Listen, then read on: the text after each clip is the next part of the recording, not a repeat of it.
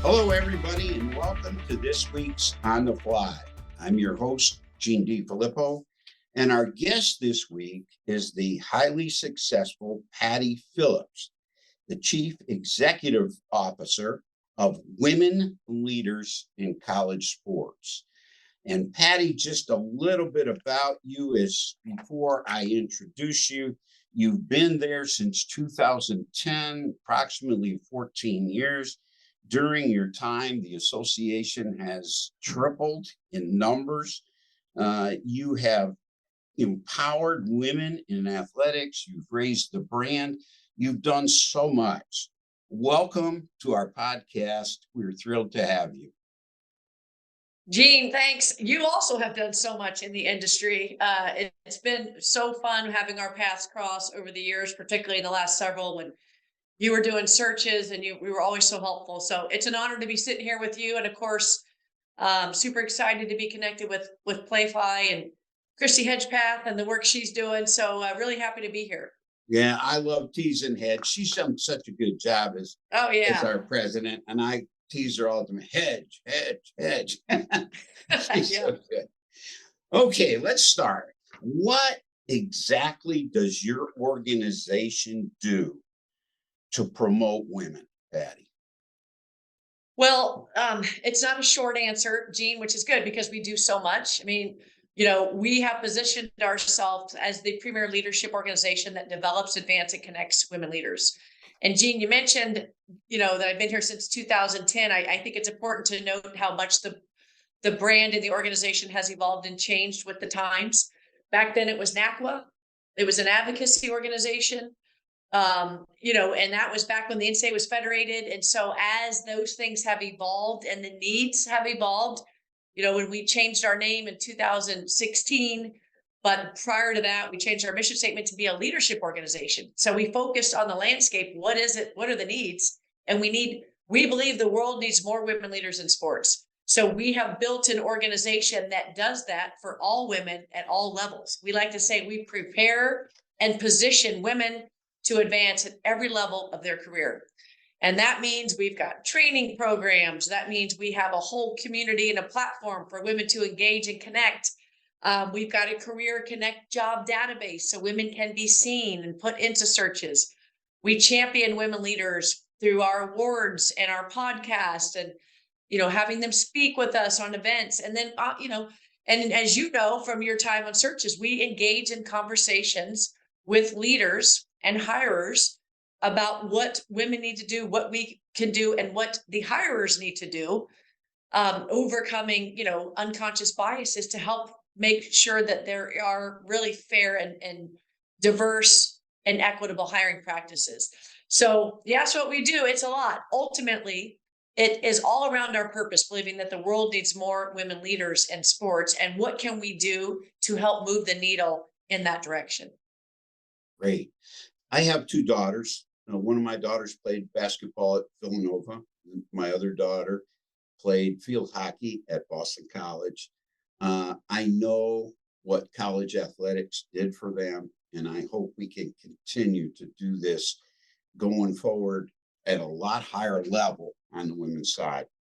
Patti, why hire women? Why should groups hire women? Tell us. Yeah, and I love that somewhat rhetorical question coming from you, since you just said you had daughters that are playing sports. And that's one of the reasons, because, we want all populations to see leaders that look like them, number one. I mean, that's really important. So for all those, the female student athletes out there that are getting more and more exposure, which is awesome. Number one, we want them to know that they also can lead, and they can lead in sports if they choose to do so. But just in general, the statistics about the need for diverse leadership are off the charts. And we'll pull a lot of those statistics from the corporate world and the corporate space. They measure it on dollars, right? Investments, money being made in those companies. Athletics doesn't really run like that. You can't really measure on wins and losses. That doesn't necessarily mean that you're not a great leader. There's a lot of factors that go into play. There's many factors there. But why?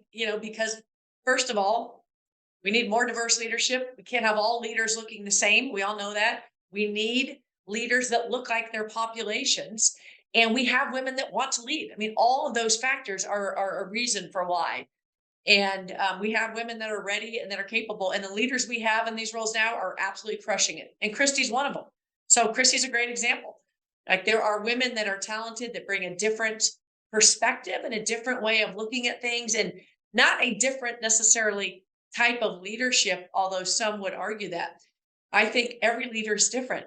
And so it's just great to have different views, perspectives, and ways of doing things. And, women are capable and should have the opportunity to lead. Absolutely. Patti, why, in your opinion, are there only 6 directors of athletics in the Power Five conferences? What are your thoughts on that? Yeah, I mean, that is a tough one. It's that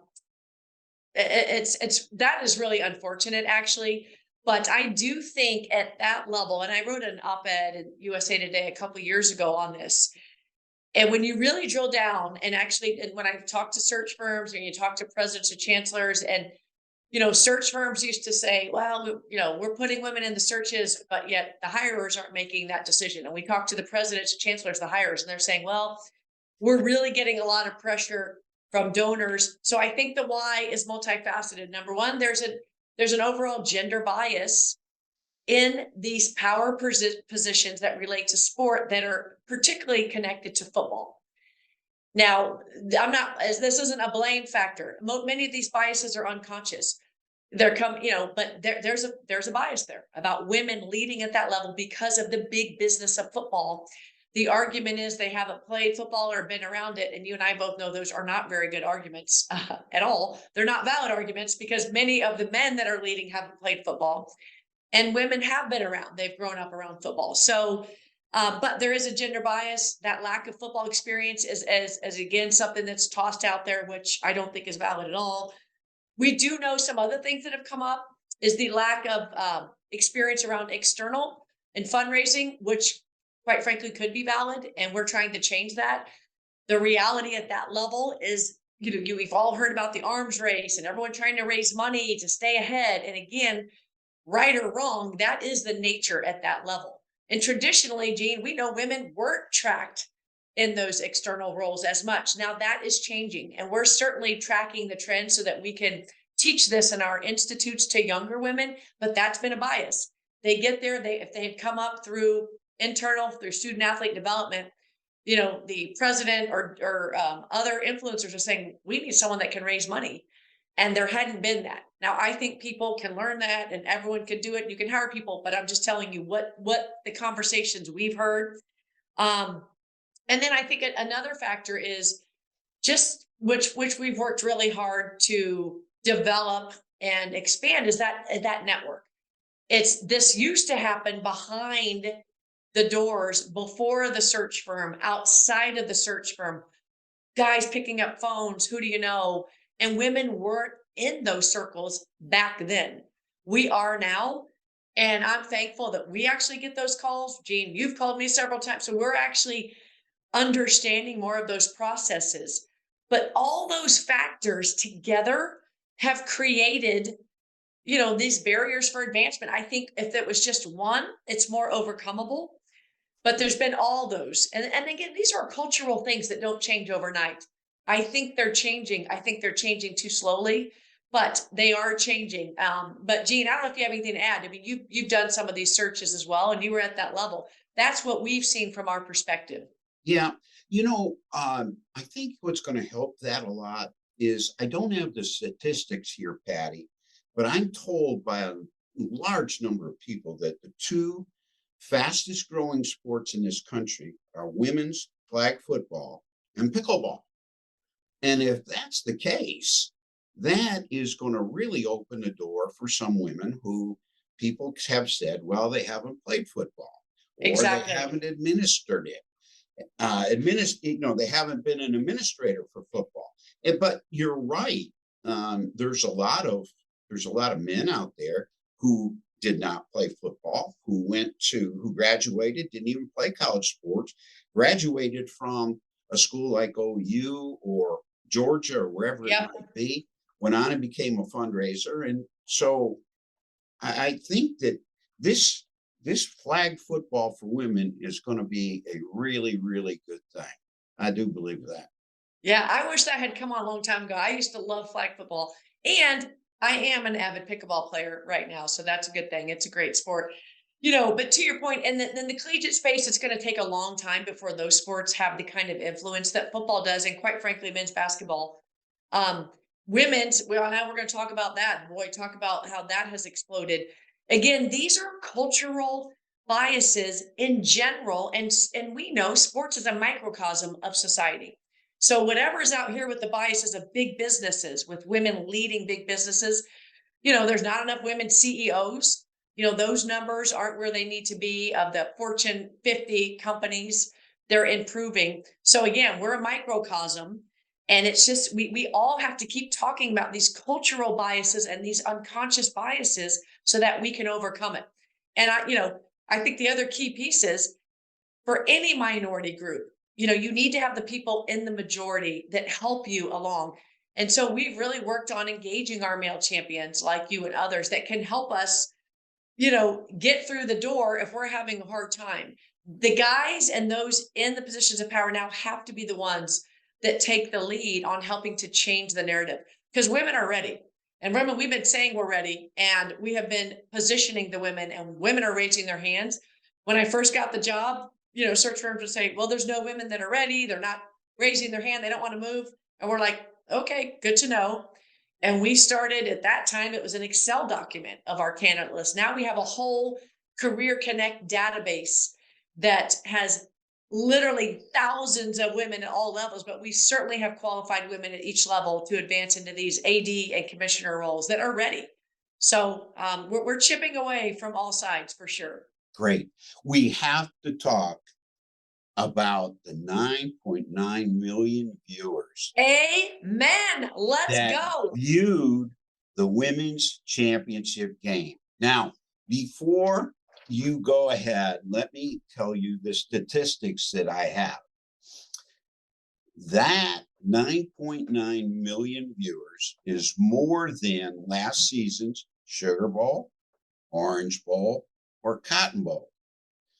Big 12 championship, Pac-12 championship, or AC championship title games. That number of viewers is larger than the number that viewed the Notre Dame USC football game. More people watched than the LSU Alabama game. Same for the Ohio State and Penn State game, and also Alabama and Texas A&M football games on prime TV. This, though, is the statistic that really got me. The 9.9 million viewers, that is more viewers than every NBA playoff game with the exception of the finals. It's better numbers than every Major League Baseball postseason game except for the World Series, and every National Hockey League game that has played on TV in the last 50 years. That is some kind of viewing. Please take it over from there. Hell yeah. That's what I want to say. I mean, amen. And it's time. So it's so interesting. First of all, that information's been tweeted and people are talking about it and writing articles, which is awesome. It's an awareness factor, and I don't know if it was a perfect combination of all these things coming together at the right time, but I do know there was more investment in media and marketing leading into this championship. And this was over the last couple of years with the report that came out and the changes. And so part of it is if you invest in it, they will come. We follow the media stories and the landscape and the marketing. So there was a different level of awareness, number one. Of course, we can say that the unbelievable talent level this year, with Caitlin and Angel was off the charts. The talent and competition level keeps rising every year.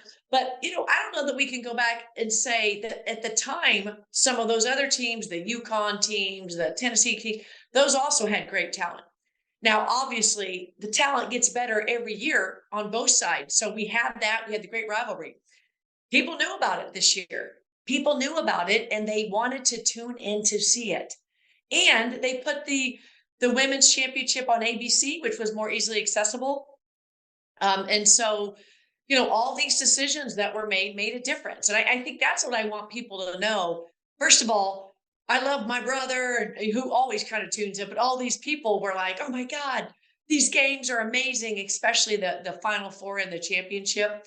Men and women were tuning in that hadn't tuned in before because they heard the buzz around it. So that was awesome. And then the fact that the games were so great and the talent level was off the charts was awesome. But they knew about it.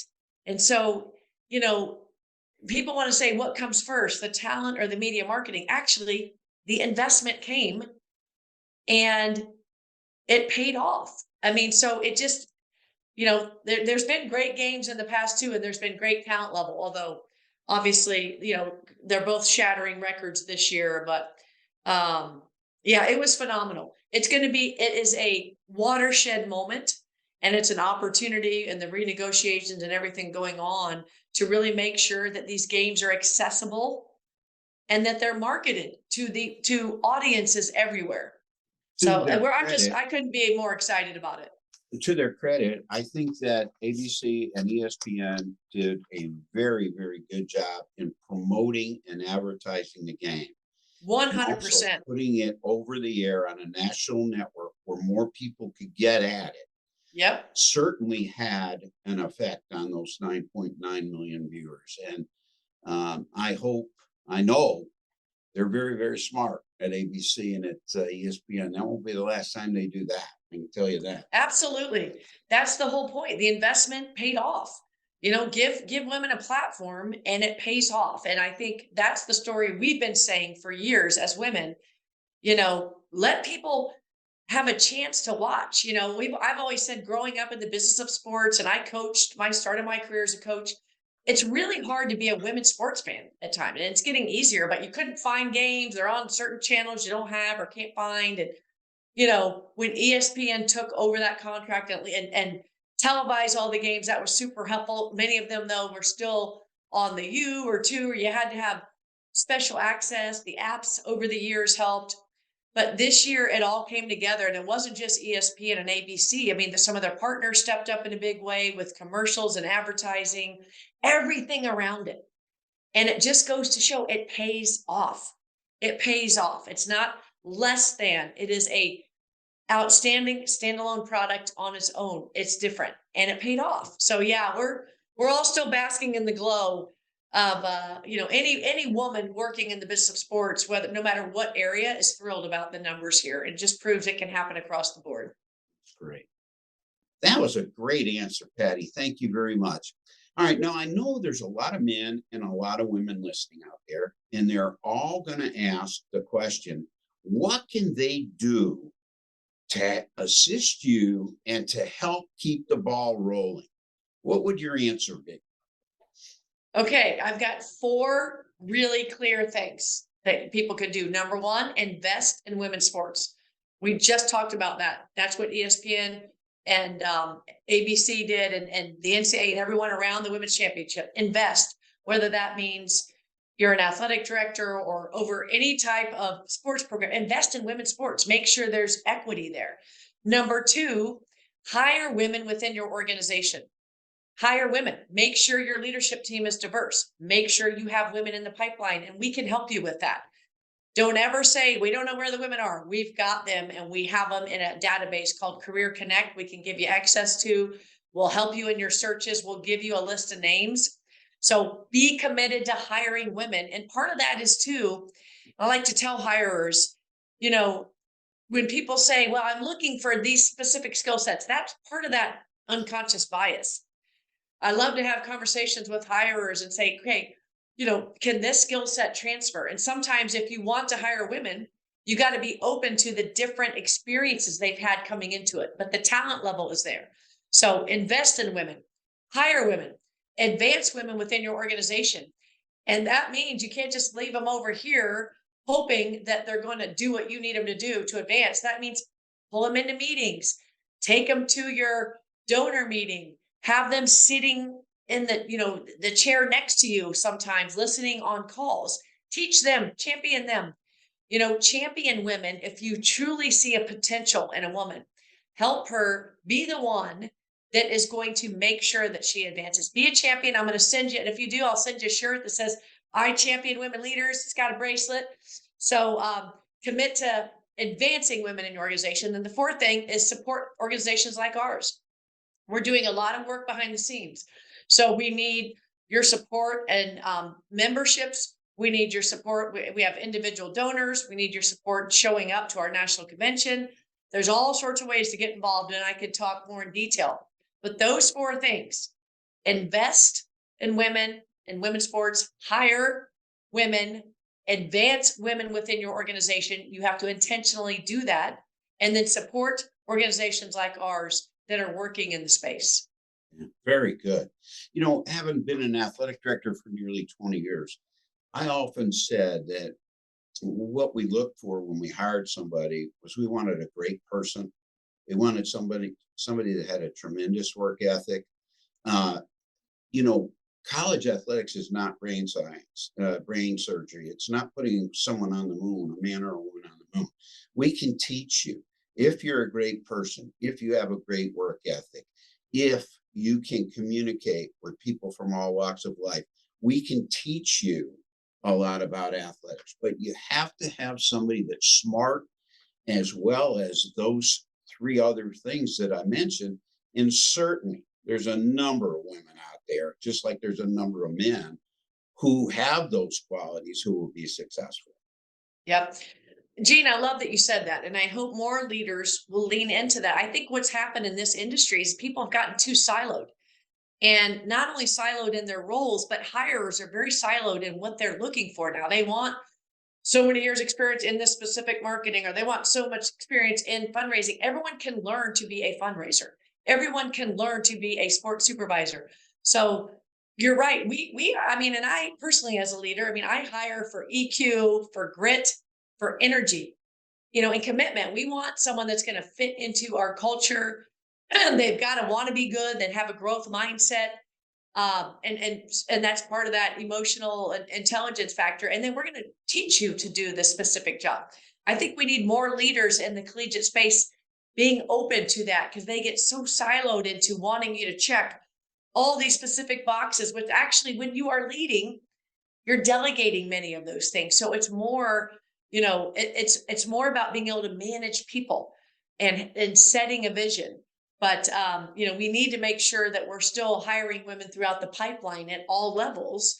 And I would hope more leaders would lean into that philosophy, Gene, where, we'll teach you, have these kind of general characteristics, and we're going to teach you the individual skill sets you need. I have to speak about a gentleman that I worked for at the University of Kentucky, who Patty, and who you loved as well. It was C.M. Newton. Yep. And C.M. Newton did a number of things. He cross-trained us, both men and women, so that if you were a fundraiser, you also knew what was going on in the business, in a business office. You knew what was going on in compliance. And he cross-trained us and made it possible for a lot of us to have to have an opportunity to be an athletic director. Well, we were hiring a basketball coach in 1990, and I'm not going to say who we went after. Everybody knows we ended up with Rick Pitino, who won a national championship, did a fabulous job and all that. But he came into my office one day, CM did, and he said, "You know what?" He said, "I wish I had the courage to hire Pat Summer." He said, "Because I think she's one of the very, very best coaches in this country." And this was 1990 now. That's amazing. This was 33 years ago. Yeah. And I said, "Coach," I said, "you have won over 500 games as a coach. You were on a team that won a national championship at the University of Kentucky. You are beloved here. You're the only one that could get away with that. And I said, if that's what you think we need to do, you got my backing. And he seriously thought about it because he and I were both friendly Awesome. with Pat. Yeah. We ended up with Rick Pitino, but it would have been interesting to see, had CM been able to stay in that job longer, what he might have been able to do. Yeah. Well, I love that that conversation was even going on. And now we are seeing more of that. We are seeing women on the men's side coaching. And, there's been, and then actually in football, we work really closely with the NFL and their women in football program. We've been working with them for 7 years now on that. And so many more women you see women on the sidelines and they are coaching. They're like breaking down film. They're legit coaching. And so some of that is changing. We've certainly seen it on the men's side. Becky Hammond, such a great story. And we need to see more of that. So those were kind of like chipping away.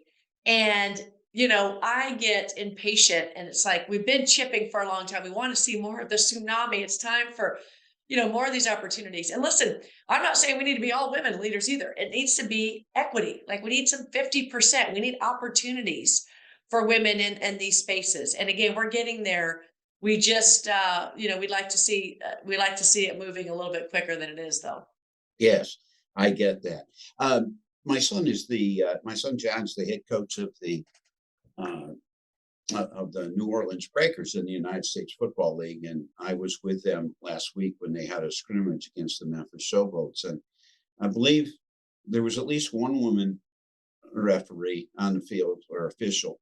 I think there were two, but it does my heart good when I turn on the NFL games and I don't Yeah. get many, and there are women who are actually refereeing on the NFL level. So that is really good exposure for women as well. And I keep going back to flag football, one of the largest growing sports in this country. So that's awful great.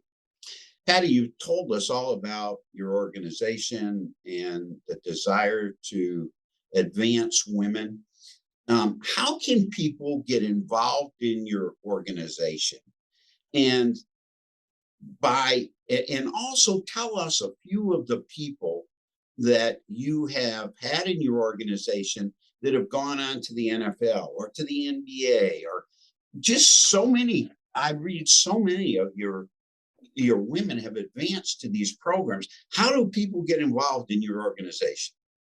Well, anyone can get involved, men and women, and we have a lot of men that are members as well. But get involved as a member. Reach out. We'll make sure we plug you in.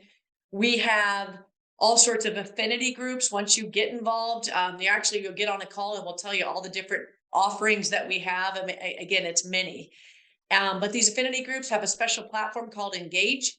So they can get on these special circles. We have a women in pro sports circle, as you just mentioned. All those from the different groups can get together and talk, share resources. We have, all sorts of. I think we have 17 member circles. So there's definitely something for everyone. Okay, Patti, can you give us a telephone number or an email address that people can reach you at? Yeah, well, our website is at www.womenleaders or womenleadersincollegesports.org. And all our emails are womenleadersincollegesports.org, so with our name in front of it. So check out our website. The phone number is on there. And we'll connect with anyone. Probably the easiest thing is through the website though.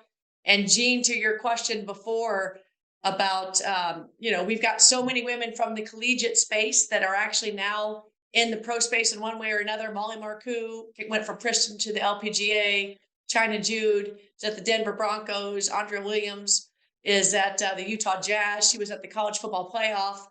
And Tracy Ellis Ward is now at the Pacers. She was at the Big East. So we're staying tethered. Jen Hunter actually went pro, and now she's back at the Big 12.